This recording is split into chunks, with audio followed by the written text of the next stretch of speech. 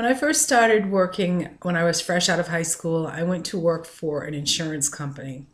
And I really wanted to work in an office setting. I had strong skill sets in typing and office filing and stenography and transcription.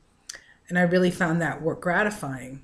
So I went to work for an insurance company, and a friend of mine had started working at a local plant that made electronic capacitors and such. And she was making really good money, about double what I was making at the insurance company. So I went for an interview and I was offered a job, and I just couldn't pass it up. So I took the job at the plant and left behind my dreams of working in an office.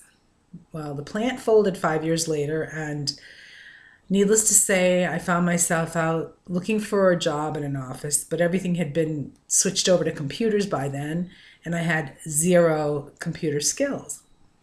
So I waitressed on the side, kept dreaming of going back into the workforce in a capacity of working in an office in a professional setting, and never being able to fulfill that. So fast forward to the early 2000s.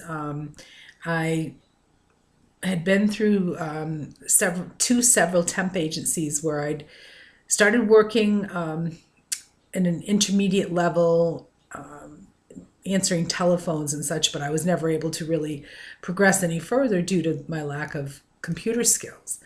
So I found myself unemployed and in between temp jobs, and the state of New Hampshire sent me to school. It was a 6-week training course where I became proficient in MS Word, learned about Excel, and I was so happy and excited to have these skills under my belt.